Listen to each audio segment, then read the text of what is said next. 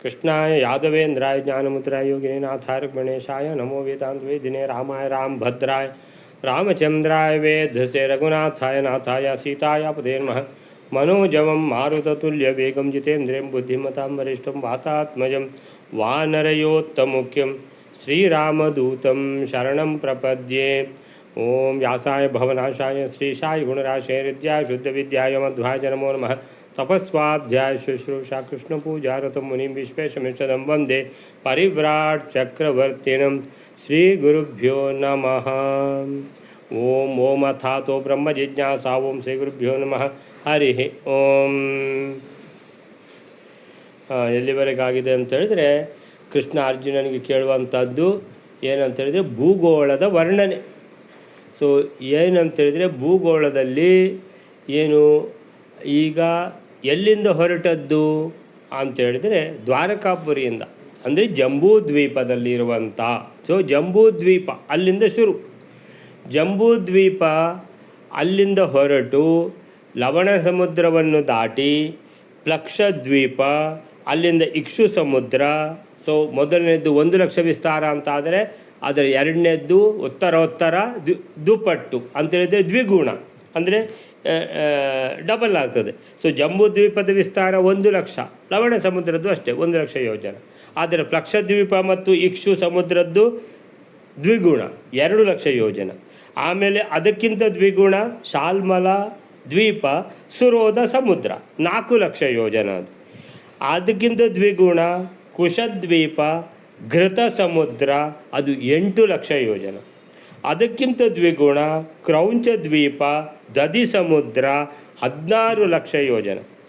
ಅಲ್ಲಿಂದ ಶಾಖದ್ವೀಪ ಕ್ಷೀರ ಸಮುದ್ರ 32,00,000 ಯೋಜನೆ.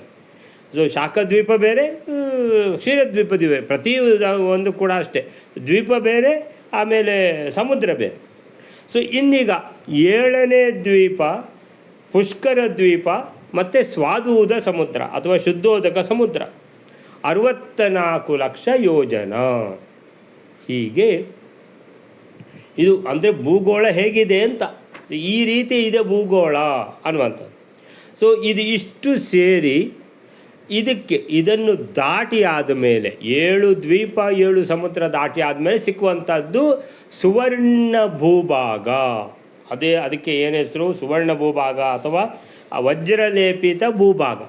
ಈ ವಜ್ರಲೇಪಿತ ಭೂಭಾಗ ಅನ್ನುವಂಥದ್ದು ಇದು ಕೊನೆಯ ದ್ವೀಪದ 1.5 ಪಟ್ಟು. 1.5 ಪಟ್ಟು ಅಂತ ಹೇಳುವಂಥ ಶಬ್ದ ಯಾವುದು? ಅದ್ಯರ್ಧ, ಅಂತ್ಯ.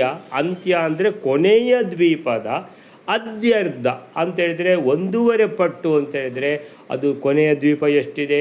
64,00,000 ಯೋಜನ.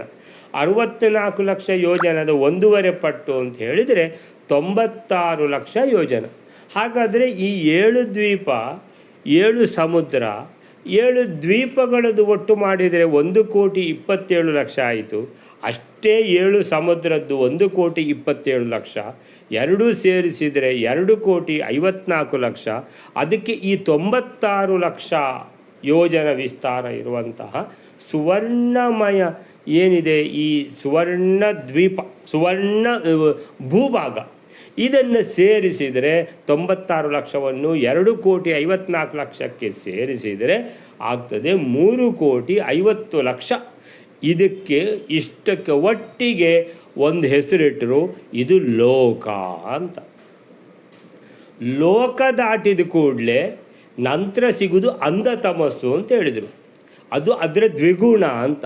ಅದು ಲೋಕದ್ದು ದ್ವಿಗುಣ ಅಂದರೆ 3.5 ಕೋಟಿ ಯೋಜನದ ದ್ವಿಗುಣ ಅಂದರೆ 7 ಕೋಟಿ ಯೋಜನ. ಯಾವುದದು? ಅದು ಅಂಧತಮಸ್ಸು. ಈ ಲೋಕ ಮತ್ತು ಅಂಧತಮಸ್ಸಿನ ಮಧ್ಯೆ ಲೋಕಾಲೋಕ ಅಂತ ಒಂದಿದೆ, ಅದನ್ನು ಸೇರಿಸ್ಕೋಬೇಕು ಅಂತ ಆಮೇಲೆ ಹೇಳಿದರು. ಅದು ಎಷ್ಟು? 50,50,000 ಯೋಜನದ್ದು. ಸೊ 50,000 ಅದು ಚಿಲ್ಲರೆ ಬಿಟ್ಬಿಡುವ, 50,00,000ವನ್ನು ಸೇರಿಸ್ಕೊಳ್ವ. ಅಲ್ಲಿಗೇನಾಯಿತು? 3,50,00,000ಕ್ಕೆ ಈ 50,00,000 ಸೇರಿಸಿದರೆ ಲೋಕಾಲೋಕ 4 ಕೋಟಿ ಆಯಿತು. 4 ಕೋಟಿಗೆ 7 ಕೋಟಿಯ ಅಂಧತಮಸ್ಸು ಸೇರಿಸಿದರೆ 11 ಕೋಟಿ ಆಯಿತು. ಅಂಧತಮಸ್ಸಿನ ದ್ವಿಗುಣ ಘನೋದಕ. ಹಾಗಾದರೆ ಈ 11 ಕೋಟಿಗೆ ಈ 7 ಕೋಟಿಯ ದ್ವಿಗುಣ 14 ಕೋಟಿ ಅಂದರೆ 25 ಕೋಟಿ ಯೋಜನ ವಿಸ್ತೀರ್ಣ ಆಯಿತು. ಎಲ್ಲಿ ಅಂಧ ತಮಸ್ಸಿಂದ ಹೊರಗೆ ಬರುವಾಗ ಅಷ್ಟು ಅದರ ನಂತರ ಸಿಗುವಂಥದ್ದೇ ನನ್ನ ಲೋಕ ಅಂತ ಹೇಳ್ತಾರೆ ಭಗವಂತ. ಆ ನನ್ನ ಲೋಕ ಅಂತ ಹೇಳಿದರೆ ಯಾವುದದು? ಅದೇ ವೈಕುಂಠ. ಘನೋದಕಂ ತತ್ ದ್ವಿಗುಣಂ. ಅಂಧ ತಮಸ್ಸಿನ ದ್ವಿಗುಣ ಯಾವುದು? ಘನೋದಕ. ಆ ಘನೋದಕ ತತ್ ಅಂತೆ, ತತ್ ಅಂತೆ, ತದಂತೆ, ಜಸ್ವಸಂಧಿ, ತದಂತೆ, ಅದರ ಅಂತ್ಯದಲ್ಲಿ ಸಿಗುವಂಥದ್ದು ಮಾಮಕಂ ಧಾಮ, ನನ್ನ ಮನೆ ವೈಕುಂಠ. ಯತ್ತದ್ ದೃಷ್ಟಂ ತ್ವಯಾ ಪಾರ್ಥ, ಹೇ ಪಾರ್ಥ, ತ್ವಯಾ ಯತ್ತತ್ ದೃಷ್ಟಂ, ನಿನ್ನಿಂದ, ತ್ವಯಾ ಯತ್ತತ್ ದೃಷ್ಟಂ, ಯಾವುದು ನೋಡಲ್ಪಟ್ಟಿದೆಯೋ, ಯಾವುದು ಆ ವೈಕುಂಠ ಅನ್ನುವಂಥದ್ದು, ಅದು ಅವನನ್ನು ದೂರದಲ್ಲೇ ನಿಲ್ಲಿಸಿಬಿಟ್ಟು ಭಗವಂತ ಮಾತ್ರ ಒಳಗೋದದ್ದು, ಶ್ರೀಕೃಷ್ಣ ಮಾತ್ರ ಒಳಗೋದ್ದು ಯಾವುದು? ಮೋಕ್ಷದೊಳಗೆ. ಅಲ್ಲಿ ಹೋಗಿ ತನ್ನ ಮೂಲ ರೂಪದಲ್ಲಿ ಐಕ್ಯವಾದದ್ದು. ಸೊ ಆ ಒಳಗೆ ದೂರದಿಂದಲೇ ನೋಡಿದ ಲೋಕ ಇದೆಯಲ್ಲ, ಒಳಗಿನ ಲೋಕ, ಅದು ಮೋಕ್ಷ ಅಥವಾ ವೈಕುಂಠ ಅಥವಾ ಅದನ್ನು ಅನಂತಾಸರ ಅಥವಾ ಇನ್ನೂ ಒಂದು ಶ್ವೇತದ್ವೀಪ, ಹೀಗೆ ಏನಾದರೂ ನೀವು ಯಾವ ಹೆಸರಾದರೂ ಇಟ್ಕೊಳ್ಬೋದು. ಹೀಗೆ ಮೋಕ್ಷ ಆ ಲೋಕ ನಂದು. ಮುಕ್ತೈಹಿ, ಎಲ್ಲ ಮುಕ್ತರಲ್ಲಿರೋದು. ಯಾರಿದು ಮುಕ್ತರು ಅಂದರೆ ಅಜಾದಿಬಿಹಿ, ಚತುರ್ಮುಖ ಬ್ರಹ್ಮ. ಯಾರು? ಅಜ ಅಂತ ಹೇಳಿದ್ರೆ. ಸೊ ಅಜಾದಿಬಿಹಿ ಚತುರ್ಮುಖ ಬ್ರಹ್ಮ ಅಂತ ಹೇಳಿದರೆ ಚತುರ್ಮುಖ ಬ್ರಹ್ಮ ಇನ್ನೂ ಎಲ್ಲ ಮುಕ್ತರು. ಬ್ರಹ್ಮದೇವರು ಮೊದಲ ಹೆಸರು ಹೇಳ್ತಾರೆ ಮುಕ್ತರಲ್ಲಿ. ಸೊ ಬ್ರಹ್ಮದೇವರ ಪಟ್ಟಕ್ಕೆ ಬಂದಿರೋರು, ಚತುರ್ಮುಖ ಬ್ರಹ್ಮದೇವರ ಪಟ್ಟಕ್ಕೆ ಬಂದಿರೋರು ಬೇಕಾದಷ್ಟು ಬ್ರಹ್ಮರು ಇರ್ತಾರೆ ಅಂತೇಳಿದ್ರೆ ಎಲ್ಲ ರುಜುಗಳು. ಈಗ ನೆಕ್ಸ್ಟು ಈ ಚತುರ್ಮುಖ ಬ್ರಹ್ಮಂದು ಅವಧಿ ಆದಮೇಲೆ ವಾಯುದೇವರು ಚತುರ್ಮುಖ ಬ್ರಹ್ಮನ ಪಟ್ಟಕ್ಕೆ ಹೋಗ್ತಾರೆ, ನಮ್ಮ ವಾಯುದೇವರು. ಹಾಗೆ ಈ ರೀತಿ ಸುಮಾರು ಈ ಭಗವಂತ ಮಾತ್ರ ಶಾಶ್ವತ ನಿತ್ಯ. ಸೊ ಬ್ರಹ್ಮದೇವರು ನಿತ್ಯ ಅಲ್ಲ, ಅವರಿಗೆ 100 ವರ್ಷ ಅವಧಿ ಇದೆ. ಆ 100 ವರ್ಷ ಅವಧಿ ಆದ್ಕೊಳ್ಳಿ ಇನ್ನೊಂದು ಬ್ರಹ್ಮ ಬರ್ತಾರೆ. ಹೀಗೆ ಅಜಾದಿಬಿಹಿ ಬ್ರಹ್ಮಾದಿಗಳು ಮುಕ್ತರು. ಇವರಿಂದ ಎಲ್ಲ ಭಗವಂತ ಸರ್ವೈಹಿ ಎಲ್ಲ ಮುಕ್ತರಿಂದ ಪರಮಪುರುಷ ನಿತ್ಯಂ ಸೇವ್ಯಮಾನ ವೈಕುಂಠದಲ್ಲಿ ಸ್ಥಿತ. ವೈಕುಂಠದಲ್ಲಿರುವಂಥ ಭಗವಂತನು ಪರಮಪುರುಷ. ಪರಮಪುರುಷ ಅಂತ ಹೇಳಿದರೆ ಅತ್ಯಂತ ಶ್ರೇಷ್ಠನಾದ, ಸರ್ವವ್ಯಾಪ್ತನಾದ, ಸರ್ವಶಕ್ತನಾದ, ಗುಣಪೂರ್ಣನಾದ, ಸರ್ವೋತ್ತಮನಾದ ಭಗವಂತ ಪರಮಪುರುಷ. ಈ ಭಗವಂತನು ಸರ್ವೈಹಿ ಮುಕ್ತೈಹಿ ಅಜಾದಿಭಿಹಿ ಎಲ್ಲ ಮುಕ್ತರಿಂದಲೂ, ಆಮೇಲೆ ಬ್ರಹ್ಮಾದಿ ಮುಕ್ತರಿಂದ ಸೇವ್ಯಮಾನ, ನಿತ್ಯಂ ಸೇವ್ಯಮಾನ, ಪ್ರತಿದಿನ ಸೇವೆಗೊಳ್ಳುತ್ತಾ ಇದ್ದಾರೆ. ಭಗವಂತನಿಗೆ ಸೇವೆ ಮಾಡ್ತಾ ಇದ್ದಾರೆ ಮುಕ್ತರು ಅಂತ ಅರ್ಥ. ಆಮೇಲಿಂದ ಹೇಳಿದರು ಲೋಕ ಲೋಕ ಅನ್ನುವಂಥ ಪ್ರದೇಶ ಇದೆ. ಲೋಕ ಮತ್ತು ಅಂಧ ತಮಸ್ಸಿನ ಮಧ್ಯೆ ಅದು 50 ಲಕ್ಷ, 50 ಲಕ್ಷ ಮತ್ತು 50 50 ಸಹಸ್ರ, 50 ಸಹಸ್ರದೊಂದಿಗೆ ಕೂಡಿದ 50 ಲಕ್ಷ ವಿಸ್ತೀರ್ಣದ್ದು. ತಸ್ಯಾಪಿ ಗಣನಂ, ಅದರದ್ದು ಕೂಡ ಗಣನೆ ಲೆಕ್ಕಕ್ಕೆ ತಗೊಳ್ಬೇಕು. ಅಲ್ಲಿವರೆಗಾಗಿದೆ. ಅದರ ನಂತರದ್ದು ಇವತ್ತು ಬಹುಶಃ ವೈದ್ಯರು ಇವತ್ತು ಸಹ ಬಂದಿಲ್ಲ ಕಾಣಿಸುತ್ತೆ. ಸೊ ನೆಕ್ಸ್ಟ್ ಶ್ಲೋಕ ಯಾರಾದರೂ ಓದ್ತೀರಾ? ಶ್ರೀಧರ ಭಟ್ರು ಓದ್ತೀರಾ? ಪುಸ್ತಕ ಇದೆಯಾ? ಅದು ಅದಕ್ಕೆ ಓದುವಂಥದ್ದು ಹಲಿಮಾರು ಮಠದ್ದು ಪುಸ್ತಕ ಇದೆಯಲ್ಲ? ಹಾಂ, ನೆಕ್ಸ್ಟ್ ಶ್ಲೋಕ ಯಾವುದದು? ಯೋಜನಾನಾಂ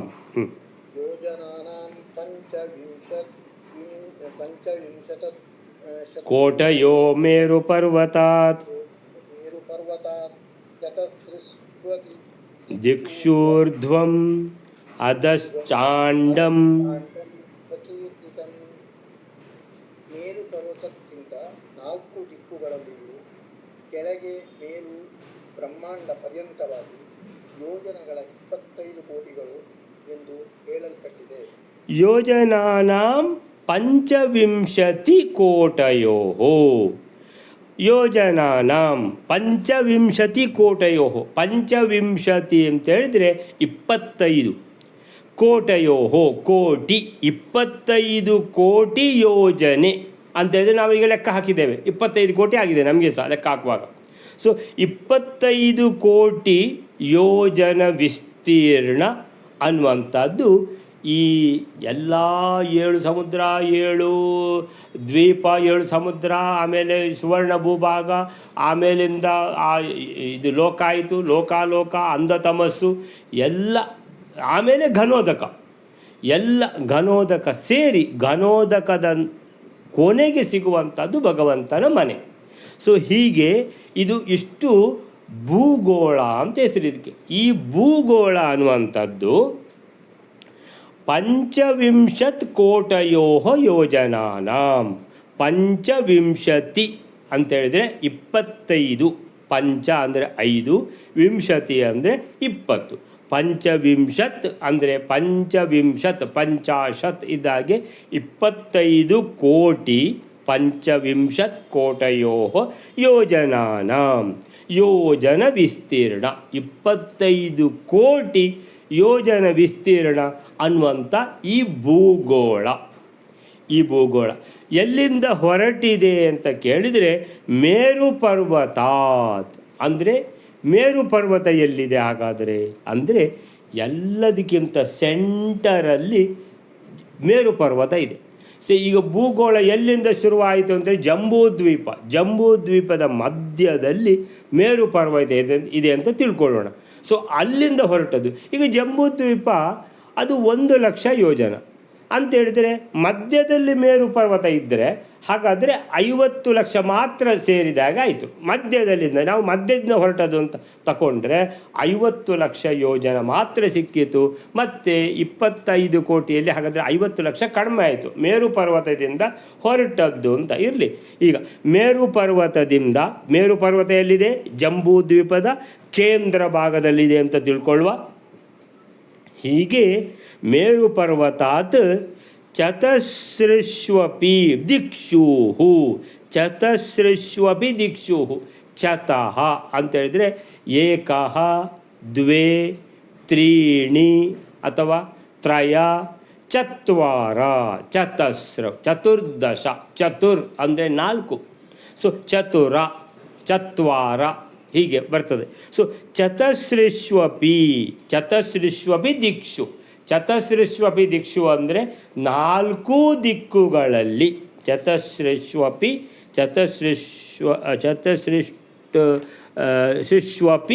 ದಿಕ್ಷು ಊರ್ಧ್ವಂ ಅಧಃ ಅಥವಾ ಊರ್ಧ್ವಂ ಅಧಶ್ಚ ಅಂತೇಳಿದರೆ 4 ದಿಕ್ಕುಗಳು. ಮೇರು ಪರ್ವತದ 4 ದಿಕ್ಕು ಮೇಲೆ ಕೆಳಗೆ ಎಲ್ಲ ಅಂತೇಳಿದರೆ ಮೇರು ಪರ್ವತದಿಂದ ಶುರು ನಮ್ಮದು ಲೆಕ್ಕ. ಮೇರು ಪರ್ವತದ 4 ದಿಕ್ಕುಗಳನ್ನು ತಗೊಂಡ್ರೆ ಅಲ್ಲಿಗೆ 50,000 ಲೆಕ್ಕ ಇಲ್ಲ, ಪೂರ್ತಿ ಆಯಿತು. ಮೇರು ಪರ್ವತದ 4 ದಿಕ್ಕು ಅಂತೇಳಿದರೆ ಪೂರ್ವ, ದಕ್ಷಿಣ, ಉತ್ತರ, ಪೂರ್ವ, ದಕ್ಷಿಣ, ಪಶ್ಚಿಮ, ಉತ್ತರ ಎಲ್ಲ 4 ದಿಕ್ಕುಗಳು. ಮತ್ತು ಮೇರು ಪರ್ವತದ ಮೇಲೆ, ಮೇರು ಪರ್ವತದ ಕೆಳಗೆ ಊರ್ಧ್ವಂ ಅಧಶ್ಚ. ಇಷ್ಟು ಅಂದರೆ ಅಲ್ಲಿಂದ ಹೊರಟು ಜಂಬೂ ದ್ವೀಪದ ಕೇಂದ್ರವಾದ ಮೇರು ಪರ್ವತದಿಂದ ಹೊರಟು ನಾವು ಲವಣ ಸಮುದ್ರ, ಎಲ್ಲ ಸಮುದ್ರ ದ್ವೀಪಗಳನ್ನೆಲ್ಲ ದಾಟಿ ಯಾವುದದು ಸುವರ್ಣ ಭೂಭಾಗವನ್ನು ದಾಟಿ, ಅಲ್ಲಿಂದ ಲೋಕಾಲೋಕವನ್ನು ದಾಟಿ, ಅಲ್ಲಿಂದ ಅಂಧತಮಸ್ಸನ್ನು ಸುರಂಗವನ್ನು ತೋಡಿ ಕೃಷ್ಣ ಅಲ್ಲಿಂದ ದಾಟಿ ನಂತರ ಸಿಕ್ಕಿದ್ದು ಘನೋದಕ. ಆ ಘನೋದಕ ಎಷ್ಟು ದೊಡ್ಡದಿದೆ? 14 ಕೋಟಿ ಯೋಜನ ವಿಸ್ತೀರ ಇರುವಂತಹ ಘನೋದಕ. ಅದನ್ನು ದಾಟಿದ ಮೇಲೆ ಸಿಗುವಂಥದ್ದು ಭಗವಂತನ ಮನೆ ಅಂತೇಳಿದರೆ ಇದು ಇಲ್ಲಿಂದ ಭಗವಂತನ ಮನೆ ತನಕ ಇಡೀ ಭೂಗೋಳ ಅಂತ ಇದಕ್ಕೆ ಹೆಸರು. ಸೊ ಇದಕ್ಕೆ ಹೇಳ್ತಾರೆ ಭೂಗೋಳ ಅಂತ ಹೇಳೋದಕ್ಕೆ ಶಬ್ದ ಯಾವುದಿದೆ ಅಂದರೆ ಅಂಡಂ. ಚತಸ್ರಶ್ವಪಿ ದಿಕ್ಷು ಅಂದರೆ ದಿಕ್ಕುಗಳು, ಊರ್ಧ್ವಂ ಅಧಶ್ಚ ಮೇಲೆ ಕೆಳಗೆ, ಊರ್ಧ್ವಂ ಅಧಶ್ಚ ಅಂಡಂ ಪ್ರಕೀರ್ತಿತಂ. ಇದಕ್ಕೆ ಭೂಗೋಳ ಅಥವಾ ಬ್ರಹ್ಮಾಂಡ ಅಂತ ಪ್ರಕೀರ್ತಿತಂ ಪ್ರಸಿದ್ಧಿಯಾಗಿದೆ. ಹಾಗಾದರೆ ಈಗ ಕೃಷ್ಣ ಈ ಅರ್ಜುನ ಮತ್ತು ಬ್ರಾಹ್ಮಣನನ್ನು ತನ್ನ ಬೃಹದ್ ರಥದಲ್ಲಿ ಕೊಳ್ಳಿರಿಸಿಕೊಂಡು ಇಡೀ ಭೂಗೋಳವನ್ನು ಸುತ್ತಿಸಿದ್ದಾರೆ. ಈ ತುದಿಯಿಂದ ಭಗವಂತನ ಮನೆ ತನಕ, ಭಗವಂತನ ಮನೆಯಿಂದ ಮತ್ತೆ ಈ ತುದಿ ತನಕ ಅಂತೇಳಿದರೆ ಇಡೀ ಭೂಗೋಳ ಒಂದು ಪ್ರದಕ್ಷಿಣೆ ಆಗಿದೆ. ಇಷ್ಟಕ್ಕೆ ತಗೊಂಡದ್ದು ಎಷ್ಟು ಸಮಯ ಅಂತೇಳಿದರೆ ಕೇವಲ 12 ನಿಮಿಷ. ಅಂದರೆ ಹೋಗಲಿಕ್ಕೆ 12 ನಿಮಿಷ, ಬರಲಿಕ್ಕೆ 12 ನಿಮಿಷ. 12 ನಿಮಿಷದಲ್ಲಿ ಏನು ಪಾರ್ಕಿಂಗಿಂದ ವೆಹಿಕಲ್ನ ಹೊರಗೆ ತೆಗೀಲಿಕ್ಕೆ ಸಮೇತ ಆಗೋದಿಲ್ಲ. ಅಂಥ ಸಂದರ್ಭ ಇರುವಾಗ ಇಲ್ಲಿ ಈ ಇಡೀ ಭೂಮಂಡಲವನ್ನು ಸುತ್ತಿ ಆಯಿತು. ನಿನ್ನೆ ಶ್ರೀಧರ ಭಟ್ರು ಒಂದು ಪ್ರಶ್ನೆ ಕೇಳಿದರು. ಏನಂತೇಳಿದರೆ, ಈಗ ನಾವು ಈಗ ಭಾರತ ದೇಶದಲ್ಲಿದ್ದೇವೆ. ಈಗ ಜಂಬೂ ದ್ವೀಪ ಅಂತೇಳಿದರೆ ಹಾಗಾದರೆ ಈ ಇಡೀ ನಮಗೆ ಗೊತ್ತಿರುವ ಹಾಗೆ ಭಾರತ, ನಮ್ಮ ಈ ಮಿಡ್ಲ್ ಈಸ್ಟು, ನಮ್ಮ ಎಲ್ಲಿ ಬಾಂಗ್ಲಾದೇಶ, ಆ ಕಡೆ ಯಾವುದು ನಮ್ಮ ಮೈನ್ಮಾರ್, ಆಮೇಲೆ ಚೈನಾ, ಆಮೇಲೆ ಲಾಸ್ಟಿಗೆ ಹೋಗಿ ಎಲ್ಲಿ ಈ ಕಡೆಯಿಂದ ಆಸ್ಟ್ರೇಲಿಯಾ, ಜಪಾನ್, ಈ ಕಡೆ ಹೋದರೆ ಒಂದು ವೇಳೆ ಪಶ್ಚಿಮಕ್ಕೆ ಹೋದರೆ ಎಲ್ಲ ಯುರೋಪಿಯನ್ ದೇಶಗಳು ಮಿಡ್ಲ್ ಈಸ್ಟ್ ಆದಮೇಲೆ ಇದು ವೆಸ್ಟ್ ಯಾವುದದು ನಿಮ್ಮ ಅರಬ್ ದೇಶಗಳೆಲ್ಲ ಆದಮೇಲೆ ನಂತರ ಯುರೋಪ್ ದೇಶಗಳು ಆದಮೇಲೆ ಸಿಗುವಂಥದ್ದು ಅಮೇರಿಕಾ ಮತ್ತು ಉತ್ತರ ಅಮೇರಿಕಾ, ದಕ್ಷಿಣ ಅಮೇರಿಕಾ, ನಮ್ಮ ಅಮೇರಿಕಾ, ಕೆನಡಾ, ಆಮೇಲೆ ಮೆಕ್ಸಿಕೋ, ಈ ಕಡೆ ಎಲ್ಲ ಇರೋದು ಅರ್ಜೆಂಟೈನಾ ಮೊದಲಾದ ದಕ್ಷಿಣ ಅಮೇರಿಕಾ. ಸೊ ಇದಿಷ್ಟು ನಮಗೆ ಗೊತ್ತಿರುವಂಥ ಭೂಗೋಳ.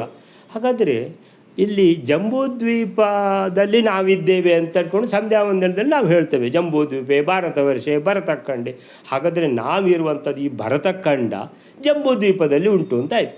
ಹಾಗಾದರೆ ನಮಗೆ ಗೊತ್ತಿರುವಂಥ ಈ ಭೂಗೋಳ ಏನಿದೆ, ಈ ಕಡೆಯಿಂದ ಅಮೇರಿಕಾ, ಯುರೋಪು, ಆಮೇಲೆ ಏಷ್ಯಾ, ಆಮೇಲೆ ಆಸ್ಟ್ರೇಲಿಯಾ, ಇದು ಹಾಗಾದರೆ ಇದೇ ಜಂಬೂದ್ವೀಪವ ಅಂತ ಕೇಳಿದರೆ ನಾವು ಲೆಕ್ಕ ಹಾಕ್ಬೋದು. ಈಗ ನಾವೆಲ್ಲಿದ್ದೇವೆ? ನಾವೀಗ ಇರುವಂಥದ್ದು ಬೆಂಗಳೂರಿನಿಂದ ಅಥವಾ ನಾವು ಬೇಕಾದರೆ ಉಡುಪಿಯಿಂದ, ಮಂಗಳೂರಿನಿಂದ ಡೆಲ್ಲಿಗೆ ಎಷ್ಟು ದೂರ ಇದೆ ಅಂತೇಳಿದರೆ 2000 ಕಿಲೋಮೀಟರ್. 2000 ಕಿಲೋಮೀಟರ್ ಅಂತೇಳಿದರೆ ಒಂದು 500 ಅಥವಾ 600 ಯೋಜನ ಆಯಿತು. 600 ಯೋಜನ. ಜಂಬೂದ್ವೀಪದ್ದು ವಿಸ್ತೀರ್ಣ 1,00,000 ಯೋಜನ. 1,00,000 ಯೋಜನ ಅಂದರೆ ಇಲ್ಲಿಂದ ಇಡೀ ಭಾರತದ ಮೇಲಿಂದ ಕೆಳಗೆ ನೋಡಿದರೆ ನಾವು 500-600 ಯೋಜನ ಮಾತ್ರ ಇರುವ ಕಾರಣ ನನ್ನ ಅಂದಾಜು ಈ 1,00,000 ಯೋಜನದಲ್ಲಿ ನಾವು ನಮಗೆ ಗೊತ್ತಿರುವಂಥ ಪ್ರಪಂಚ ಪೂರ್ತಿ ಬಹುಶಃ ಬಂದ್ಬಿಡ್ತಾ ಏನೋ ಅಂತ ನನಗೊಂದು ಅನ್ನಿಸ್ತದೆ. ಸೊ ಈ ಜಂಬೂದ್ವೀಪದಲ್ಲಿ ಎಲ್ಲ ಆ ಕಡೆ ಉತ್ತರ ಅಮೇರಿಕಾಗಳಿಂದ ಹಿಡಿದು ಆಸ್ಟ್ರೇಲಿಯಾ ತನಕ ಪೂರ್ತಿ ಭೂಗೋಳ ಬಂತು ಜಂಬೂದ್ವೀಪದಲ್ಲಿ ಅಂತ ಎಣಿಸ್ಕೋಬೋದು ಸುಮಾರಿಗೆ. ಸೊ ಹೀಗೆ ಇದು ಜಂಬೂದ್ವೀಪ ಆದರೆ ಅಷ್ಟೇ ಲವಣ ಸಮುದ್ರ ಉಂಟು. ಈ ಭೂಮಂಡಲ ಅನ್ನುವಂಥದ್ದು, ಭೂಗೋಳ ಅನ್ನುವಂಥದ್ದು, ಅಥವಾ ಈ ಅಂಡ ಅಂತೇಳಿದ್ರೆ ಏನಿದು ಬ್ರಹ್ಮಾಂಡ. ಸೊ ಈ ಬ್ರಹ್ಮಾಂಡ ಅನ್ನುವಂಥದ್ದು 25 ಕೋಟಿ ಯೋಜನ ಇದೆ. ಅಂದರೆ ನಮಗೆ ಗೊತ್ತಿರೋದಕ್ಕಿಂತ ನಮಗೆ ಗೊತ್ತಿರುವಂಥ ಜಂಬೂದ್ವೀಪ 1,00,000 ಯೋಜನೆ ಮಾತ್ರ. ಇದು ಇನ್ನೂ 24 ಕೋಟಿ 99 ಲಕ್ಷ ಯೋಜನ ಮತ್ತೆ ಕೂಡ ಬ್ರಹ್ಮಾಂಡ ಅನ್ನುವಂಥದ್ದು ಇದೆ ಅನ್ನುವಂಥದ್ದು ನಮ್ಮ ಒಂದು ಸಾಮಾನ್ಯ ಒಂದು ಲೆಕ್ಕಕ್ಕೆ ಸಿಗ್ತಾ ಇದೆ ಅಂತ ಎಣಿಸ್ಕೋಬೋದು. ಸೊ ಹೀಗೆ ಈಗ ಹಾಗಾದರೆ ಬ್ರಹ್ಮಾಂಡ ಅನ್ನುವಂಥದ್ದು ಏನು ಅಂತ ಹೇಳಿದರು. ಇದಕ್ಕೆ ಏನಂತಾರೆ ಅಂತ ನೋಡುವ. ಇಲ್ಲಿ ಬ್ರಹ್ಮಾಂಡವು ಮೇರು ಪರ್ವತಾತ್ ಅಂಡಂ. ಬ್ರಹ್ಮಾಂಡವು ಅಂಡಂ ಅಂದರೆ ಬ್ರಹ್ಮಾಂಡವು, ಮೇರು ಪರ್ವತಾತ್ ಅಂದರೆ ಜಂಬೂದ್ವೀಪದ ಕೇಂದ್ರದಲ್ಲಿರುವಂಥ ಮೇರು ಪರ್ವತದಿಂದ 4 ದಿಕ್ಕುಗಳಲ್ಲಿ ಚತುಸ್ರಸ್ವಪಿ ದಿಕ್ಷೂಹು. ಚತುಸ್ರಸ್ವಪಿ 4 ದಿಕ್ಕುಗಳಲ್ಲಿ ಊರ್ಧ್ವಂ ಅಧಶ್ಚ ಮೇಲೆ ಕೆಳಗೆ. ಹಾಗಾದರೆ ಮೇರು ಪರ್ವತದ 4 ದಿಕ್ಕುಗಳಲ್ಲಿ ಮೇಲಿಂದ ಮತ್ತು ಕೆಳಗೆ ಅಲ್ಲಿಂದ ಹೊರಟು ಮೇರು ಪರ್ವತದಿಂದ ಈ ಬ್ರಹ್ಮಾಂಡ ಅನ್ನುವಂಥದ್ದು, ಆ 7 ದ್ವೀಪ 7 ಸಮುದ್ರ ಈ ಮೊದಲಾದ ಈ ಬ್ರಹ್ಮಾಂಡ ಒಟ್ಟಿಗೆ 25 ಕೋಟಿ ಯೋಜನ ಅಂತ ಎನಿಸಿದೆ. ಇದಕ್ಕೆ 25 ಕೋಟಿ ಯೋಜನ ಅಂತ ಎಲ್ಲಿ ಬರೆದಿದೆ? 25 ಕೋಟಯೋ ಯೋಜನಾನಾಂ. 25 ಕೋಟಿ ಯೋಜನಗಳು ಇದು ಅಂಡಂ. ಅಂಡಂ ಅಂದರೆ ಬ್ರಹ್ಮಾಂಡ ಅಂತ ಪ್ರಕೀರ್ತಿತಂ ಹೆಸರುವಾಸಿ ಆಗಿದೆ. ಮೇರು ಪರ್ವತ ಇರುವುದು ಜಂಬೂ ದ್ವೀಪದ ಮಧ್ಯದಲ್ಲಿ ಹೇಳ್ತಾರೆ. ಹಾಗಾದರೆ ಸರಿ ಆಯಿತು. ಈಗ ಹಾಗಾದರೆ ಜಂಬೂ ದ್ವೀಪದ ಮಧ್ಯದಲ್ಲಿರುವಂಥದ್ದು ಮೇರು ಪರ್ವತ. ಮೇರು ಪರ್ವತದ ಸುತ್ತ ಜಂಬೂ ದ್ವೀಪದ ವಿಸ್ತಾರ 4 ದಿಕ್ಕುಗಳಲ್ಲಿ ಮತ್ತು ಮೇಲೆ ಮತ್ತು ಕೆಳಗೆ ಎಲ್ಲ ಸೇರಿದರೆ ಎಷ್ಟಾಗ್ತದೆ? 50,000 ಯೋಜನ. ಯಾಕಂದರೆ 1,00,000 ಯೋಜನದಲ್ಲಿ ಮಧ್ಯದಿಂದ ಕೇಂದ್ರದಿಂದ ಮೇರು ಪರ್ವತದಿಂದ ಹೊರಟ್ರೆ 50,000 ಯೋಜನ, 1,00,000ದ ಅರ್ಧ. ಹೀಗೆ ಮೇರು ಪರ್ವತದಿಂದ ಅಂಧತಮಸ್ಸಿನವರೆಗೆ ಅಂದರೆ ಲೋಕ, ಆಮೇಲೆ ಲೋಕಾಲೋಕ, ಆಮೇಲೆ ಅಂಧತಮಸ್ಸು, ಹೀಗೆ ಎಲ್ಲ ಸೇರಿದರೆ 4 ಕೋಟಿ ಯೋಜನ ಆಗ್ತದೆ. ನಾವು ಈಗ 50,000 ಅಲ್ಲ, 1,00,000 ಯೋಜನ ಲೆಕ್ಕ ಹಿಡ್ಕೊಂಡು ನಾವು ಹೊರಟದ್ದು. ಸೊ ಆ 50,000, ಸೊ ಆ 50,000ವನ್ನು ಎಲ್ಲಿ ಸೇರಿಸಿದ್ದಾರೆ ಅಂತ ಹೇಳಿದರೆ, ಲೋಕಾಲೋಕ ಹೇಳುವಾಗ 50,00,000 50,000 ಅಂತ ಹೇಳಿದ್ದಾರೆ ನೋಡಿ. ಈ 50,000 ಯಾಕೆ ಅಲ್ಲಿ ತಗೊಂಡ್ರು ಅಂತ ಹೇಳಿದರೆ, ಅದು ಚಿಲ್ಲರೆ ಅಂತ ಹೇಳ್ಕೊಂಡು ನಾವು ಅದನ್ನು ಏನು ಮಾಡಿದ್ದೇವೆ, ಈ 50,000ವನ್ನು ಯಾಕೆ 25,00,000 50,000 ಯಾಕೆ ಲೆಕ್ಕ ತಗೊಳ್ಳೋದು ಅಂತ ನಾವು ಎಣಿಸ್ಕೊಂಡಿದ್ವಿ. ಆ 50,000 ಇಲ್ಲಿ ಕಡಿಮೆ ಆಯಿತು ನೋಡಿ. ನಾವು ಕೇಂದ್ರದಿಂದ ಹೊರಡುವಾಗ 50,000 ಕಡಿಮೆ ಆಯ್ತಲ್ಲ, ಆ 50,000 ಲೋಕಾಲೋಕದಲ್ಲಿದೆ. 50,00,000 50,000 ಅಂತ, ಅಲ್ಲಿಗೆ 25 ಕೋಟಿ ಫುಲ್ ಆಯ್ತು ನೋಡಿ. ಸೊ ಹೀಗೆ ಈಗ ಏನಾಯಿತು, 3.5 ಕೋಟಿ ಇಲ್ಲಿ ಸೂರ್ಯಗೆ ಲೋಕ, ಆಮೇಲೆ ಲೋಕಾಲೋಕದ್ದು 50,000 ಇಲ್ಲಿ ಕಡಿಮೆ ಆದದಕ್ಕೆ ಅಲ್ಲಿ ತಗೊಂಡ್ಬಿಟ್ಟು 50,00,000 ಸೇರಿಸಿದರೆ 4 ಕೋಟಿ, ಅಲ್ಲಿಂದ ಅಂಧತಮಸ್ಸು 7 ಕೋಟಿ 11 ಕೋಟಿ, ಘನೋದಕ 14 ಕೋಟಿ 25 ಕೋಟಿ. ಸೊ ಹೀಗೆ 25 ಕೋಟಿ ನಂತರ ಬರುವಂಥದ್ದು ಅನಂತಾಸನ ಭಗವಂತನ ಲೋಕ. ಹೀಗೆ ಇನ್ನೀಗ ಇದನ್ನು ಮಧ್ವಾಚಾರ್ಯರು ಬರೆದರು. ಮಧ್ವಾಚಾರ್ಯರು ಬರೆದದಕ್ಕೆ ಇದಕ್ಕೆಲ್ಲ ವ್ಯಾಖ್ಯಾನ ಇದೆ. ಜನಾರ್ದನ ಭಟ್ರದ್ದು ಒಂದು ವ್ಯಾಖ್ಯಾನ, ವಾದಿರಾಜ ಸ್ವಾಮಿಗಳದ್ದೊಂದು ವ್ಯಾಖ್ಯಾನ, ಆಮೇಲೆ ಪೇಜಾವರ ಮಠದ ಒಬ್ಬರು ಸ್ವಾಮಿಗಳಿದ್ದಾರೆ, ವಿಶ್ವತೀರ್ಥೀಯ ಅಲ್ವಾ, ವಿಜಯಧ್ವಜ ಸ್ವಾಮಿಗಳು. ಸೊ ಅವ್ರದ್ದು ವ್ಯಾಖ್ಯಾನ ಇದೆ, ಚಲಾರಿ ಅವ್ರದ್ದು ವ್ಯಾಖ್ಯಾನ, ಭಾಳಷ್ಟು ವ್ಯಾಖ್ಯಾನ ಇದೆ. ಈ ವ್ಯಾಖ್ಯಾನಕಾರರು ಬರೆಯುವಾಗ ಜನಾರ್ದನ ಭಟ್ರು ಏನು ಹೇಳಿದರು, ಸರಿ 25 ಕೋಟಿ ಇದು ಬ್ರಹ್ಮಾಂಡ ಅನ್ನುವಂಥದ್ದು 25 ಕೋಟಿ ಯೋಜನ ಅಂತ ಹೇಳಿದರು. ನಾವೀಗ ಹೇಳಿದಾಗೆ ಜನಾರ್ದನ ಭಟ್ರು ಅದೇ ಥರ ವ್ಯಾಖ್ಯಾನ ಕೊಟ್ಟರು. ಇವರು ವಾದಿರಾಜರು ವ್ಯಾಖ್ಯಾನ ಕೊಡುವಾಗ ಅವರು ಏನು ಹೇಳಿದರು ಅಂತ ಹೇಳಿದರೆ, ಈ ಎಲ್ಲ ಲೋಕಗಳು ನಾವೀಗ ಹೇಳಿದ್ದೆಲ್ಲ ಈ ಪಾರ್ಶ್ವ ಆ ಪಾರ್ಶ್ವ ಅಂತ ಇದೆ ಅಂತೇಳಿದರೆ, ಈಗ ಜಂಬೂ ದ್ವೀಪ ಈ ಪಾರ್ಶ್ವ ಆ ಪಾರ್ಶ್ವ, ಹಾಗೆ 2 ಪಾರ್ಶ್ವಗಳು. ಈಗ ಹೇಳ್ತಾರವರು ಏನಂತ ಹೇಳಿದರೆ, ವಜ್ರ ಲೇಪಯುಕ್ತ ಸ್ವರ್ಣ ಭೂಮಿ, ಯಾವುದು ಬಂಗಾರಯುಕ್ತ ಭೂಮಿ ಇದೆಯಲ್ಲ, 2 ಪಾರ್ಶ್ವಗಳು ಸೇರಿ ಅದು ನಾವು ಲೆಕ್ಕಕ್ಕೆ ತಗೊಂಡಿದ್ದು 96 ಲಕ್ಷ ಯೋಜನ ಅಂತ. 2 ಪಾರ್ಶ್ವ ಅಂತ ಮಾಡಿದರೆ ಡಬಲ್ ಆಗ್ತದೆ. ಹಾಗೆ ಎಲ್ಲ ಲೋಕಾಲೋಕ ಅಂಧತಮಸ್ಸು, ಆಮೇಲೆ ಘನೋದಕ, ಈ ಪಾರ್ಶ್ವ ಆ ಪಾರ್ಶ್ವ ಅಂತ ತಗೊಂಡು ಲೆಕ್ಕ ಹಾಕಿದರೆ ಇದು 25 ಕೋಟಿ ಅಲ್ಲ 50 ಕೋಟಿ ಆಗ್ತದೆ. 25 ಕೋಟಿ ಈ ಪಾರ್ಶ್ವ, ಇನ್ನೊಂದು ಪಾರ್ಶ್ವ 25 ಕೋಟಿ ಅಂತೇಳಿ 50 ಕೋಟಿ ಆಗ್ತದೆ. 50 ಕೋಟಿ ಯೋಜನ ಆಗ್ತದೆ ಬ್ರಹ್ಮಾಂಡದ ವಿಸ್ತೀರ್ಣ ಅಂತ ವಾದಿರಾಜ ಸ್ವಾಮಿಗಳು ಬರೆದಿದ್ದಾರೆ. ಅಂತೂ 25 ಕೋಟಿ ಯೋಜನ ಆಗಲಿ 50 ಕೋಟಿ ಯೋಜನ ಆಗಲಿ ನಮಗೇನು ತೊಂದರೆ ಇಲ್ಲ. ಏನಂತ ಹೇಳಿದ್ರೆ, ವ್ಯಾಖ್ಯಾನಗಳಲ್ಲಿ ಸ್ವಲ್ಪ ಅಂತೇಳಿದ್ರೆ ಈ ರೀತಿ ಪ್ರತಿಯೊಬ್ಬರ ಒಂದು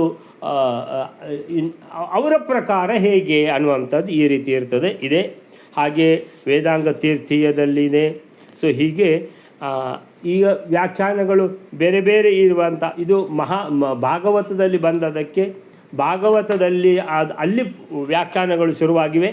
ಅಲ್ಲಿಂದ ಮತ್ತೆ ಮಧ್ವಾಚಾರ್ಯರು ಮಾತ್ರ ಈ ಥರ 25 ಕೋಟಿ ಅಂತ ಸ್ಪಷ್ಟವಾಗಿ ಬರೆದಿರುವ ಕಾರಣ ನಾವು ಇದು ನಿರ್ಣಯ ಅಂತ ತಗೊಂಡ್ಬಿಟ್ಟು 25 ಕೋಟಿ ಇದನ್ನೇ ನಾವು ಫೈನಲ್ ಆಗಿ ತಿಳ್ಕೊಳ್ಬೋದು. ಅಲ್ಲಿಗೆ ಈ 48ನೇ ಶ್ಲೋಕ ಮುಗೀತು.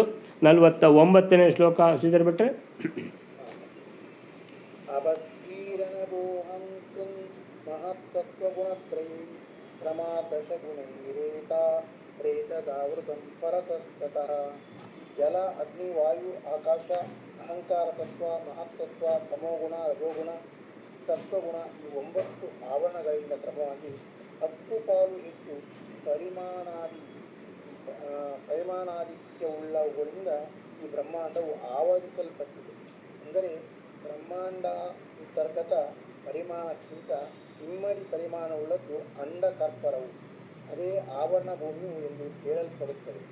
ಭೂಮಿಗಿಂತ 10 ಪಾಲು ಜಲಗಳು, ಅದಕ್ಕಿಂತ 10 ಪಾಲು ತೇಜಸ್ಸು ಇತ್ಯಾದಿ ಪ್ರಕಾರ ತಿಳಿಯತಕ್ಕದ್ದು. ಇವಾಗ ಈ ಶ್ಲೋಕದಲ್ಲಿ ಏನು ಹೇಳ್ತಾರೆ ಅಂತ ಹೇಳಿದ್ರೆ, ಅಭಗ್ನೀರನಭೋ ಅಹಂಕೃತ್ ಮಹತ್ತತ್ವಗುಣತ್ರಯೈಃ ಕ್ರಮಾದ್ ದಶೋತ್ತರೈಃ ಏತದ್ ಆವೃತಂ ಪರತಸ್ತತಃ. ಬ್ರಹ್ಮಾಂಡದ ಆವರಣಗಳು ಅಪ್, ಅಗ್ನಿ, ಈರ, ನಭ, ಅಹಂಕೃತ್, ಮಹತ್ತತ್ವ, ಗುಣತ್ರಯೈಹಿ. ಅಂದರೆ ಈಗ ಬ್ರಹ್ಮಾಂಡ ಅಂತೇಳಿದರೆ ನಾವು ಪೃಥ್ವಿ ಅಂತ ತಗೊಂಡ್ರೆ ಪೃಥ್ವಿ ಅಪ್, ಆಮೇಲೆ ಪೃಥ್ವಿ ಆದಮೇಲೆ ಯಾವುದು? ಅಪ್, ನೀರು, ನೀರಾದ ಮೇಲೆ ಅಗ್ನಿ, ತೇಜಸ್ಸು, ಅಗ್ನಿ ಆದಮೇಲೆ ಈರ, ವಾಯು, ಅಪ್, ಅಗ್ನಿ, ಈರ. ನೋಡ್ಕೊಳ್ಳಿ, ಅಭಗ್ನೀರ ಅಂತ ಇದೆ ನೋಡಿ. ಅಭಗ್ನೀರ ಅಂದರೆ ಅಪ್, ಅಪ್ ಅಂದರೆ ನೀರು, ಅಗ್ನಿ, ಅಪ್, ಅಗ್ನಿ, ಅಭಗ್ನಿ, ಅದು ಜಸ್ವ ಸಂಧಿ ಆಗಿದೆ. ಪಾದಲ್ಲಿಗೆ ಪಾ ಇದ್ದದ್ದು ಬಾ ಆಗಿದೆ. ಅಪ್, ಅಗ್ನಿ, ಅಪಗ್ನಿ, ಅಪಗ್ನಿ ಅಲ್ಲ ಅಭಗ್ನಿ, ಪಾ ಇದ್ದದ್ದು ಬಾ ಆಗಿದೆ, ಅದು ಜಸ್ವ ಸಂಧಿ. ಸೊ ಅಭಗ್ನಿ, ಅಭಗ್ನಿ, ಈರ, ಅಭಗ್ನೀರ, ಸವರ್ಣ ದೀರ್ಘ ಸಂಧಿ. ಸೊ ಈರ ಅಂದರೆ ಏನು? ವಾಯುದೇವರ ಇನ್ನೊಂದು ಹೆಸರು, ವಾಯು ಅಂತ ಅರ್ಥ.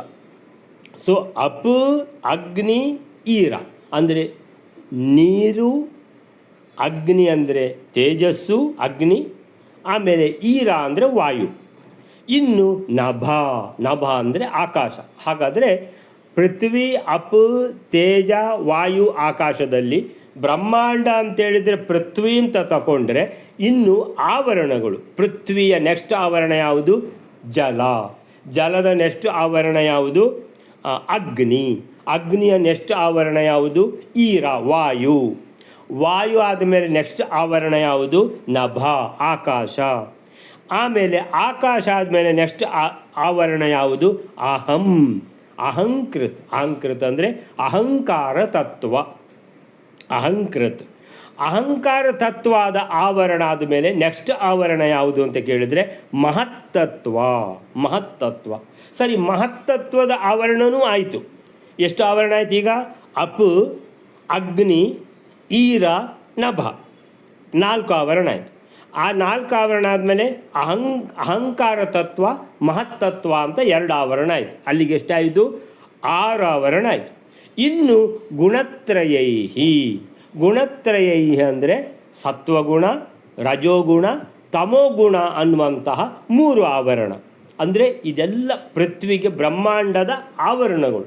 ಈ ಎಲ್ಲ ಆವರಣಗಳಿಂದ ತುಂಬಿದೆ ಈ ಬ್ರಹ್ಮಾಂಡ. ಕ್ರಮಾತ್ ದಶೋತ್ತರೈಹಿ, ಒಟ್ಟಿಗೆ 9 ಆವರಣ ಆಯಿತು, 9 ಆವರಣ. ಅದೇ ರೀತಿ ನಮ್ಮ ದೇಹ ಇದೆಯಲ್ಲ, ಇದು ಕೂಡ ಒಂದು ಏನು ಹೇಳ್ತಾರೆ, ಒಂದು ಬ್ರಹ್ಮಾಂಡ ಇದ್ದ ಹಾಗೆ. ಸೊ ಈ ನಮ್ಮ ದೇಹದಲ್ಲಿ ಕೂಡ 9 ದ್ವಾರಗಳಿವೆ. ಅಲ್ಲಿ 9 ಆವರಣ ಇದ್ದಾಗೆ. 2 ಕಣ್ಣು, 2 ಕಿವಿ, 2 ಮೂಗು, ಆಮೇಲೆ ಬಾಯಿ. ಅಲ್ಲಿಗೆ 7 ಆವರಣ ಆಯಿತು. ಆಮೇಲೆ ಗುದದ್ವಾರ, ಆಮೇಲೆ ಮೂತ್ರ ಹೋಗುವ ದ್ವಾರ ಅಂತೇಳಿ ಒಟ್ಟಿಗೆ 9 ದ್ವಾರ. ಇಲ್ಲಿ 9 ದ್ವಾರಗಳು ಭೂಮಂಡಲಕ್ಕಾಗುವಾಗ 9 ಆವರಣಗಳು. ಸೊ ಹೀಗೆ ಆವರಣಗಳು ಕ್ರಮಾತ್, ಈ ಆವರಣಗಳು ಕ್ರಮವಾಗಿ ದಶೋತ್ತರೈಹಿ ಅಂದರೆ ಈಗ ಪೃಥ್ವಿಗಿಂತ ನೆಕ್ಸ್ಟ್ ಆವರಣ ಯಾವುದು? ಜಲ. ಅದು 10 ಪಟ್ಟಿದೆ. ಜಲಕ್ಕಿಂತ ನೆಕ್ಸ್ಟ್ ಬಂದ ಆವರಣ ಯಾವುದು? ಅಗ್ನಿ. ಅದು ಜಲದ 10 ಪಟ್ಟಿದೆ. ಅಗ್ನಿಗಿಂತ ನೆಕ್ಸ್ಟ್ ಆವರಣ ಬಂದದ್ದು ಯಾವುದು? ವಾಯು. ಅದು ಇದಕ್ಕಿಂತ ಅದು 10 ಪಟ್ಟಿದೆ. ವಾಯುಗಿಂತ ಬಂದ ನೆಕ್ಸ್ಟ್ ಆವರಣ ಆಕಾಶ. ಅದು ಇದರ 10 ಪಟ್ಟು ಇದೆ. ಆಮೇಲೆ ಆಕಾಶದ 10 ಪಟ್ಟು ಅಹಂಕಾರ ತತ್ವ. ಅಹಂಕಾರ ತತ್ವದ 10 ಪಟ್ಟು ಮಹತ್ತತ್ವ. ಮಹತ್ತತ್ವದ 10 ಪಟ್ಟು ಸಾತ್ವಿಕ ಗುಣ. ಸಾತ್ವಿಕ ಗುಣದ 10 ಪಟ್ಟು ರಜೋಗುಣ. ರಜೋಗುಣದ 10 ಪಟ್ಟು ತಮೋಗುಣ ಅಂಥೇಳಿ ಇಷ್ಟು ಆವರಣಗಳು, ಒಂದೊಂದು ಆವರಣಗಳು ಕ್ರಮವಾಗಿ ದಶೋತ್ತರೈಹಿ 10 ಪಟ್ಟು, ಒಂದಕ್ಕಿಂತ ಇನ್ನೊಂದು 10 ಪಟ್ಟು ದೊಡ್ಡದಿದೆ ಆವರಣಗಳು. ಹೀಗೆ ಬ್ರಹ್ಮಾಂಡದ ಆವರಣಗಳು ಸೇರಿ ಬ್ರಹ್ಮಾಂಡ ಅಂತ ಆಗುವಂಥದ್ದು. ಏತತ್ ಆವೃತಂ ಪರತಸ್ತತಃ ಅಂತೇಳಿದ್ರೆ, ಹೀಗೆ ಈ ಆವರಣಗಳು ಬ್ರಹ್ಮಾಂಡವನ್ನು ಆವೃತಂ, ಆವರಣಗಳು ಬ್ರಹ್ಮಾಂಡವು ಈ ಆವರಣಗಳಿಂದ ಆವರಿಸಲ್ಪಟ್ಟಿದೆ. ಆವೃತಂ ಪರತಸ್ತತಃ ಅಂತೇಳಿದರೆ, ಹೀಗೆ ಎಲ್ಲ ಆವರಣಗಳಿಂದ ಏನು ಆವೃತವಾಗಿರುವಂಥ ಈ ಬ್ರಹ್ಮಾಂಡದ ತುದಿಯಲ್ಲಿ ಇರುವಂಥದ್ದು ಲೋಕವೇ ಭಗವಂತನ ಮನೆ. ಪರತಸ್ತತಃ ಅಂದರೆ ಅಲ್ಲಿಂದ ಏನದು ಭಗವಂತನ ಆ ಲೋಕ ಅನ್ನುವಂಥದ್ದು ಅದು ಅಲ್ಲಿ ಕೊನೆಗೆ ಇದೆ ಅನ್ನುವಂಥದ್ದು. ಪರತಸ್ತತಃ ಅಂತ ಹೇಳುವುದಕ್ಕೆ ಏನು ಹೇಳಿದ್ದಾರೆ ಅಂತ ಹೇಳಿದರೆ, ಪರತಸ್ತತಃ ಪರ ಅಂತ ಹೇಳಿದರೆ ಭಗವಂತ ಹೊರಭಾಗ. ಸೊ ಭಗವಂತನ ಲೋಕ ಆ ಕೊನೆಗೆ ಎಲ್ಲ ಆವರಣಗಳಾದ ಮೇಲೆ ಎಲ್ಲ ಅಂತೇಳಿದರೆ ಕೊನೆಗೆ ಇರುವಂಥ ತುದಿಯಲ್ಲಿರುವಂಥ ಲೋಕವೇ ಭಗವಂತನ ಲೋಕ ಅನ್ನುವಂಥದ್ದು. ಭಗವಂತನ ಲೋಕ ಅನ್ನುವಂಥದ್ದು ಇಷ್ಟು ತನಕ ಆದರೆ ಇದು ಕೊಡಲಿಲ್ಲ. 3 ಲಕ್ಷ ಯೋಜನ ವಿಸ್ತಾರವಾಗಿರುವಂಥದ್ದು ಭಗವಂತನ ಲೋಕ ಅಂತೇಳಿದರೆ, ಇದೆಲ್ಲ ಕೋಟಿಗಟ್ಟಲೆ ಇದೆಲ್ಲ ಬಿಟ್ಬಿಡಿ. ನಮ್ಮ ಜಂಬೂ ದ್ವೀಪಕ್ಕೆ ಭಗವಂತನ ಲೋಕ ಕಂಪೇರ್ ಮಾಡಿದರೆ, ಜಂಬೂ ದ್ವೀಪ 1 ಲಕ್ಷ ಯೋಜನ, ಭಗವಂತನ ಲೋಕ 3 ಲಕ್ಷ ಯೋಜನ ಅಂತ. ಅಂದರೆ ಸುಲಭವಾಗಿ ನಿಮಗೆ ನೆನ್ಪಿಟ್ಕೊಳ್ಳಿಕ್ಕೆ ಹೇಗೆ ಅಂತ ಹೇಳಿದರೆ, 25 ಕೋಟಿ ಯೋಜನ ಅಂತಾಯಿತು ಇಡೀ ಬ್ರಹ್ಮಾಂಡ. ಅದಕ್ಕಿಂತ 10 ಪಟ್ಟು ಜಲ ಅಂತಾಯಿತು, 10 ಪಟ್ಟು ಅಗ್ನಿ ಅಂತಾಯಿತು, ಅದರ 10 ಪಟ್ಟು ವಾಯು ಅಂತಾಯಿತು, ಅದರ 10 ಪಟ್ಟು ಆಕಾಶ ಅಂತಾಯಿತು. ಅದು 4 ಆವರಣ ಆದಮೇಲೆ ಮಹತ್ತತ್ವ, ಅಹಂಕಾರ ತತ್ವ, ಮಹತ್ತತ್ವ ಆವರಣಗಳು ಬಂದು ಆಮೇಲೆ ಸತ್ವ, ರಜ, ತಮ ಅಂತ ಈ 3 ಆವರಣಗಳು ಒಟ್ಟಿಗೆ 9 ಆವರಣಗಳು, ನವ ಆವರಣಗಳು 9 ಆವರಣಗಳು ಬಂದು ತುದಿಯಲ್ಲಿರುವಂಥ ಭಗವಂತನ ಲೋಕ ಅದು 3 ಲಕ್ಷ ವಿಸ್ತಾರ. ನಮ್ಮ ಲೋಕ ಜಂಬೂದ್ವೀಪ 1 ಲಕ್ಷ ಯೋಜನ ವಿಸ್ತಾರ ಆದರೆ ಭಗವಂತನ ಲೋಕ 3 ಲಕ್ಷ ಯೋಜನ. ಇಡೀ ಬ್ರಹ್ಮಾಂಡ ಸೇರಿದರೆ 25 ಕೋಟಿ ಯೋಜನ ವಿಸ್ತಾರವಾಗಿರುವಂಥದ್ದು ಇಡೀ ಭಗವಂತನ ಇದು ಇಡೀ ಬ್ರಹ್ಮಾಂಡ ಅನ್ನುವಂಥದ್ದು. ಅದರ ಮೇಲೆ 9 ಆವರಣಗಳು, ಒಂದೊಂದು ಆವರಣಗಳು ಕೂಡ ನೆಕ್ಸ್ಟಿನ ಅದರ ಉತ್ತರ ಮತ್ತೆ ಬರುವ ಆವರಣ ಮೊದಲನೇ ಆವರಣದ 10 ಪಟ್ಟು ದೊಡ್ಡದಾಗಿದೆ ಅನ್ನುವಂಥದ್ದು. ಈ ರೀತಿಯೆಲ್ಲ ನಮಗೆ ಎಷ್ಟು ತಿಳಿಯುತ್ತೋ ಅಷ್ಟು ಸಾಕು. ಸೊ ಈ ರೀತಿ ಹೇಳಿದ್ದಾರೆ. ಇದು ಈ ಜಲ, ಅಪ್, ಅಗ್ನಿಗೆ ಅಗ್ನಿ ಅಂತ ಹೇಳಿದ್ದಾರೆ. ವಾಯು ಅಂದರೆ ಗಾಳಿ, ಅದಕ್ಕೆ ಈರ. ಆಮೇಲೆ ಆಕಾಶಕ್ಕೆ ನಭ ಅಂತ ಹೇಳಿದ್ದಾರೆ. ಆಮೇಲೆ ಅಹಂಕಾರ ತತ್ವಕ್ಕೆ ಅಹಂಕೃತ ಅಂತ ಹೇಳಿದರು. ಆಮೇಲೆ ಮಹತ್ತತ್ವಕ್ಕೆ ಮಹತ್ತತ್ವ ಅಂತ ಹೇಳಿದ್ದಾರೆ. ಅಹಂಕೃತ ಮಹತ್ತತ್ವ, ಅಲ್ಲಿ ಒಂದು ಅನುನಾಸಿಕ ಸಂಧಿ ಆಗಿದೆ. ಯಾವುದು? ಅಹಂಕೃತ, ಅದು ತು ಇದ್ದದ್ದೇನಾಗಿದೆ ನ ಅಂತಾಗಿದೆ. ಅಹಂಕೃನ್ ಮಹತ್ತತ್ವ. ಆಮೇಲೆ ಗುಣತ್ರಯೈಹಿ 3 ಗುಣಗಳು, ಸತ್ವ, ರಜ, ತಮ ಅನ್ನುವಂಥ 3 ಗುಣಗಳು. ಇವುಗಳಿಂದ ಕ್ರಮವಾಗಿ ಬ್ರಹ್ಮಾಂಡ ಆವೃತವಾಗಿದೆ. ಈ 9 ಆವರಣಗಳು ಇವುಗಳ ಪ್ರಮಾಣ ಕ್ರಮವಾಗಿ ಒಂದಕ್ಕಿಂತ ಮತ್ತೊಂದು 10 ಪಟ್ಟು ಅಧಿಕ. ಕ್ರಮಾತ್ ದಶಗುಣೈ ಅಂದರೆ ಒಂದು ಅಂದರೆ ಶುರುವಿದ್ದು ಅದರ 10 ಪಟ್ಟು ನಂತರ ಬರುವಂಥದ್ದು, 10 ಪಟ್ಟು ಅಧಿಕ, ದಶಗುಣೈ. ಸೊ ಕ್ರಮಾತ್ ದಶಗುಣೈ ಏತತ್ ಈ ಅಂಡ ಬ್ರಹ್ಮಾಂಡ ಆವೃತಂ 9 ಆವರಣಗಳಿಂದ ಆವೃತವಾಗಿದೆ. ಹೀಗೆ ಜಲ, ಅಗ್ನಿ, ವಾಯು, ಆಕಾಶ, ಅಹಂಕಾರ ತತ್ವ, ಮಹತ್ತತ್ವ, ಗುಣತ್ರಯಗಳು ಹೀಗೆ ನವಾವರಣಗಳು ಎಂದು ಪ್ರಸಿದ್ಧ. ಸೊ ಇದೆಲ್ಲ ಈ ಕೃಷ್ಣ ಸಣ್ಣದಿರುವಾಗ ನಾನು ಮಣ್ಣು ತಿಂದ ಅಂತ ಯಶೋದೆಗೆ ಕಂಪ್ಲೇಂಟ್ ಕೊಟ್ಟಾಗ ಯಶೋದೆ ಹೇಳಿದ್ಲು, ತೋರಿಸು ನನಗೆ ಬಾಯಿ ಅಂತ ಗದರಿಸಿದ್ಲು ಕೃಷ್ಣನಿಗೆ. ಕೃಷ್ಣ ಹೆದರಿಕೊಂಡಾಗೆ ಮಾಡಿ ನಟನೆ ಮಾಡ್ತಾ ತನ್ನ ತಾಯಿಗೆ ಬಾಯಿ ತೆರೆದರೆ ಯಶೋದೆಗೆ ಕಾಣ್ತದೆ ಇದೆಲ್ಲ ಜಂಬೂ ದ್ವೀಪ, ಲವಣ ಸಮುದ್ರ, ಪ್ಲಕ್ಷ ದ್ವೀಪ ಎಲ್ಲ ಕಂಡಿದೆ. ಸೊ ಎಲ್ಲ ಕಂಡು ಅದರಲ್ಲಿ ಅವಳಿಗೆ ಅವಳ ಏನು ಮನೆ ಅನ್ನೋ ಅದು ಸಹ ಕಾಣ್ತು. ಆ ಮನೆಯಲ್ಲಿ ಅವಳು ಏನು ಇದು ಯಾವುದು ಮೊಸರು ಕಡಿಯುವಂಥದ್ದು, ಕೃಷ್ಣ ಪಕ್ಕದಲ್ಲಿ ಕೂತಿರುವಂಥದ್ದು ಅದು ಕೂಡ ನೋಡಿಬಿಟ್ಲು ಅಂತ ಅದು ನಮಗೆ ಆ ರೀತಿ ಬಂದಿದೆ ಅಲ್ವ. ಸೊ ಹೀಗೆ ಇದನ್ನೆಲ್ಲ ಯಶೋದೆ ನೋಡಿದ್ದಾಳೆ. ಬ್ರಹ್ಮಾಂಡಕ್ಕೆ ಈ ರೀತಿ ಇರುವಂಥ 9 ಆವರಣಗಳು ಇದರ ವಿವರ ಯಶೋದೆಯ ವಿಶ್ವರೂಪ ದರ್ಶನ ಪ್ರಸಂಗದಲ್ಲಿ ಇದು ಬಂದಿದೆ. ಇಷ್ಟೆಲ್ಲ ನೋಡಿದ್ದಾಳೆ ಯಶೋದೆ ಕೃಷ್ಣನ ಬಾಯಲ್ಲಿ ಅಂತ ಇಷ್ಟು ಪೂರ್ತಿ ನೋಡಿ ಕೊನೆಗೆ ಭಗವಂತನ ಆ ಲೋಕವನ್ನು ನೋಡುವಾಗ ಯಶೋದೆಗೆ ಏನಾಯಿತು, ವೈರಾಗ್ಯ ಬಂದುಬಿಟ್ಟು ನಾವು ಯಾಕೆ ಇರೋದು, ನಾನು ಯಾಕೆ ಹುಟ್ಟಿದ್ದು, ಏನು ಉದ್ದೇಶ ಅಂತ ಏನು ಮಾಡಿತು, ಅವಳಿಗೆ ವೈರಾಗ್ಯ ಬಂದುಬಿಟ್ಟು ಅವಳು ಏನು ತಪಸ್ಸು ಮಾಡುವ ಸ್ಥಿತಿಗೆ ಹೋಗಿಬಿಟ್ಲು.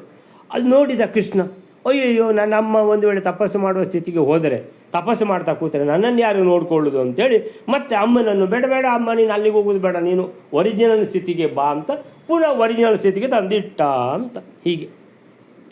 ಹೀಗೆ ಭೂಗೋಳ ವರ್ಣನೆ ನಾವೀಗ ನೋಡಿದ್ವಿ.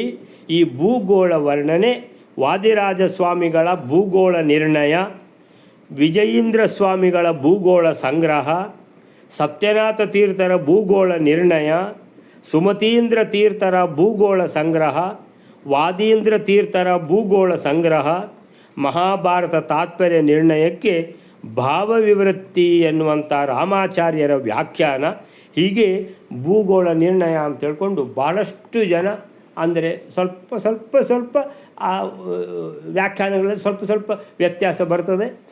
ಒಂದು ವ್ಯತ್ಯಾಸ ನಾವು ಈಗಲೇ ನೋಡಿದ್ವಿ. ಸೊ ಈ ಪಾರ್ಶ್ವ ಆ ಪಾರ್ಶ್ವ ಎರಡೂ ತಗೊಂಡ್ರೆ 25 ಕೋಟಿ ಈ ಪಾರ್ಶ್ವ ಅಂತಾದರೆ ಆ ಪಾರ್ಶ್ವದಲ್ಲಿ 25 ಕೋಟಿ ಸೇರಿ 50 ಕೋಟಿ ಯೋಜನೆ ವಿಸ್ತೀರ್ಣ ಆಗ್ತದೆ ಈ ಭೂಗೋಳ ಅನ್ನುವಂಥದ್ದು. ಆ ರೀತಿ ಹೇಳಿದ್ದಾರೆ ವಾದಿರಾಜರು.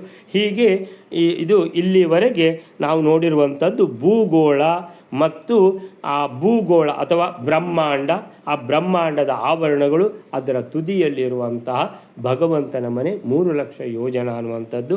ಹೀಗೆ ಇಷ್ಟು ವಿಷಯ ಏನು ಮಾಡಿದರು ಭಗವಂತ ಅರ್ಜುನನಿಗೆ ಎಲ್ಲ ವಿಸ್ತಾರವಾಗಿ ತಿಳಿಸ್ತಾರೆ.